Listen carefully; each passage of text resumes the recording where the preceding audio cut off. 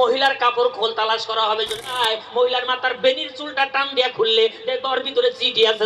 সোনিয়া গান্ধী বা প্রিয়াঙ্কা গান্ধী না, আমার বউ মক্কাতে, আমার বেটা বেটি পুরিয়াল সবাই মক্কাতে, ওরা কেউ মদিনাতে হিজরত করে আসে নাই। হুজুর গো, আমি আপনার মহব্বতে মক্কাতে থাকতে পারি না। এরা যদি 100 দিত, আমি 110 কেজি ওজনেরটা দিতাম, আর দিয়া হারতাম না, না হারতাম আপনারা তো জানেন। কিন্তু তোবা করছি, জীবন আর ভোট খেলাইতাম না। আমার বন্ধুগণ আসুন, এ বাবা কয়েকবার বললাম একটু বসো, একটু চেপে আসো, আল্লাহকে ওয়াস্তে ইতিহাসটা শোনো বাবা। আল্লাহর নবীর সাহাবীর উপরে অনেকে হয়তো মন ক্ষুণ্ণ করেছেন।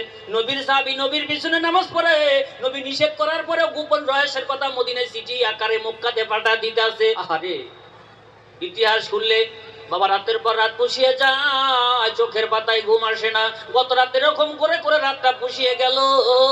মসজিদে আজান হলো, মসজিদে নামাজ পড়ার আগে আমি নিজেই নামাজ পড়ে নিলাম, তো ছোট ছোট সূরা দিয়া যে দেখি একটু ঘুম আসে, আরিনি আর ঘুম হইলই না। এই সাহাবী এই চিঠিটা একটা মহিলার কাছে মক্কাতে পাঠিয়ে দিলেন। কি ভাই, আমার নবীর আড়ালে আমার নবীর গোপন রহস্যের কথা মদিনার থেকে মক্কায় যাবে, জিব্রাইল কি আঙ্গুল চুষবে?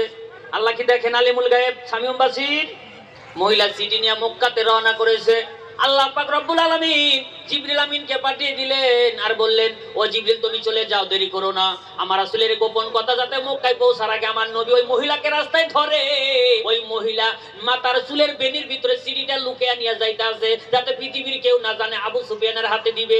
আমি আল্লাহ বলে দিলাম, জিবরাইল রে আমার নবীকে বলে দে, ওই মহিলাকে নবীর সাহাবীরা যদি এখনই রওনা করে, অমুক জায়গায় অমুক গাছের নিচে পাওয়া যাবে, তার বেনির চুলটা টান দিয়া খুললে দেখো ওর ভিতরে চিঠি আছে। জোরে বল সুবহানাল্লাহ।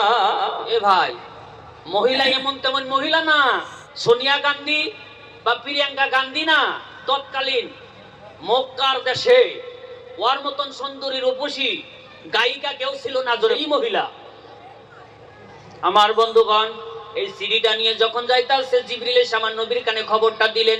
আমার নবী আলীকে ডাক দিলেন, আলী রে সর্বনাশ সর্বনাশ হতে চলেছে, আমাদের এই গোপন খবর মক্কা পড়ায় পৌঁছে গেছে। আল্লাহ জিবরিলকে পাঠিয়ে দিলেন, ও আলী চলে যাও, তুমি দুই একজন সাহাবীকে সাথে নাও। আমার আল্লাহর ফেরেশতা জিবরিল বলছে, অমুক জায়গায় অমুকখানে মহিলাটাকে পাওয়া যাবে। মহিলা তো পাগলের মতন যাইতে আছে মদিনার থেকে মক্কাতে, তোমরা অতি শীঘ্রই যেতে হবে।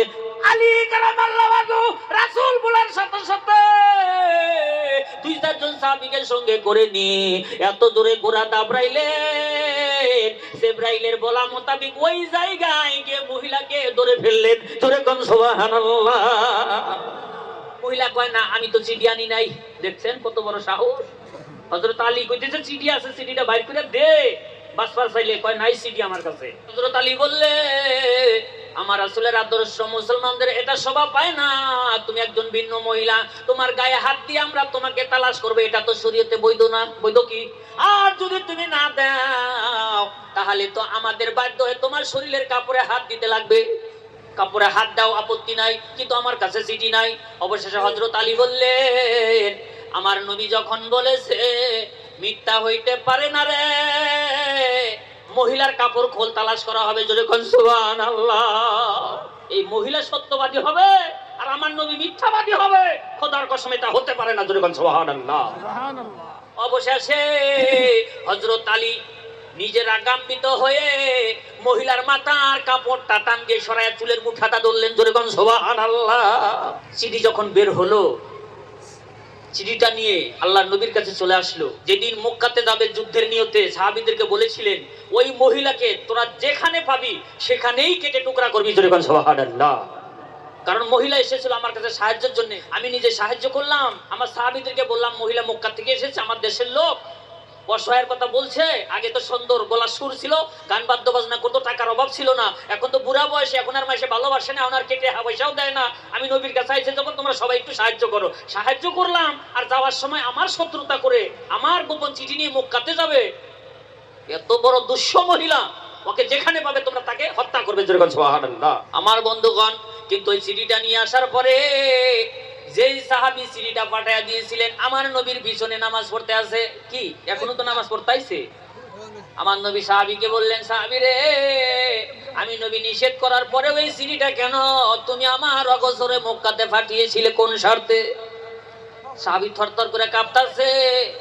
রাগান্বিত সাহাবী হযরত ওমর তরবারি তরোয়াল বাইর করতে আছে। কি করতেছে? কেরা? নবীর পাশে কেরা আছে? যেই ওমর আমার নবীর মাথা কাটতে গিয়েছিল, ওমর কি রাগ কম? যে সাহাবী এই চিঠি পাঠাইয়া দিছে, আমার নবী সাহাবীকে লক্ষ্য করে বলতে আছে, তুমি কোন শর্তে আমি নবী নিষেধ করার পরেও আমাদের গোপন খবরটা তুমি মক্কাতে পাঠাইছিলে চিঠি আকারে? হযরত ওমর যখন বাক্সের ভিতর থেকে তরোয়ালটা বের করতে আছে, আমার নবী বলতেছে, ওমর হুঁশিয়ার, সাবধান।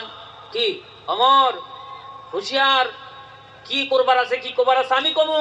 ওমরকে ধমক দিয়ে থামালেন। এবার সাহাবীকে জিজ্ঞাসা করতে আছে, সাহাবী থরথর করে কান্দে, থরথর করে কাঁপে, চোখের পানি ফেলে ফেলে কান্দে। অবশেষে সাহাবীকে দেখে আমার রাসূলকে বললেন, হুজুর আমি এমন একজন আপনার হতভাগা সাহাবী, আমার বউ মক্কাতে, আমার বেটা বেটি পুরিয়াল সবাই মক্কাতে, ওরা কেউ মদিনাতে হিজরত করে আসে নাই। হুজুর গো আমি আপনার মহব্বতে মক্কাতে থাকতে পারি না। ওমর তরোয়াল হাতে নিছে, সাহাবীকে দুই খণ্ডিত করে দিবে। আমার নবী বলে, ওমর কি ভাই এই গোপন খবর যদি আমার রাসূলকে আল্লাহ দিতে পারে, সাহাবী কোন কারণে পাঠাইছে এই খবরটা আমার রাসূল জানে না, না জানে? কি ভাই জানে না, না জানে? ওমর কাটবে।